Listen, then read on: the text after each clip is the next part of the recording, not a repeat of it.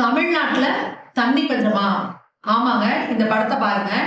இவ்வளவு காலி குடங்களோட இப்படி கிணத்துக்குள்ள போராடிட்டு இருக்கிறது ஏதோ நீங்க ராஜஸ்தான் பாலைவனத்திலயோ, வெளிநாட்டிலயோ பார்க்குறோம்னு நினைக்காதீங்க. நம்ம தமிழ்நாட்டுல இருக்கக்கூடிய ராமநாதபுரம், கமுதி, மருதநல்லூர் கிராமத்துல தான் இப்படி தண்ணிக்காக மக்கள் அல்லாடிக்கிட்டு இருக்காங்க.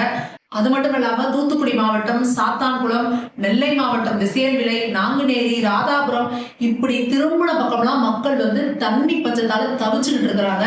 தண்ணீர் குடம் 10 ரூபா வரைக்கும் போறதா மக்கள் அதிருப்தியை தெரிவிச்சிருக்கிறாங்க.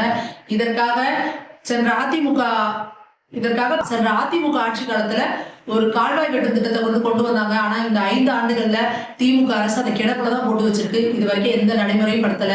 அது மட்டும் இல்லாமல் ராதாபுரம் யாரோட தொகுதி உங்களுக்கு தெரியும்.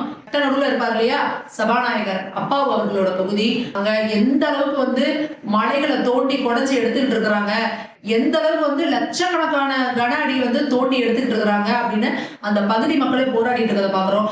இப்படி நீங்க மண்ணையும் மலையும் வெட்டி வெட்டி எடுத்தீங்கன்னா எப்படிங்க நிலத்தடி நீர் வரும், எப்படி மக்களுக்கு நீர் கிடைக்கும்?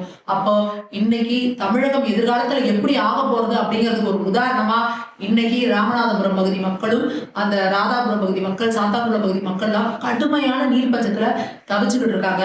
ஆனா இது எதையும் கண்டுக்காத முதல்வர் தமிழகத்துல மக்கள் எல்லாரும் சந்தோஷமா இருக்காங்க. தமிழகத்துல தேனாரும் பாலாருமா ஓடுது, தமிழகம் அமைதி பூங்காவா தான் இருக்கு அப்படின்ற ஒரு கனவுலகத்துல சந்தோஷமா வாழ்ந்துட்டு இருக்காரு.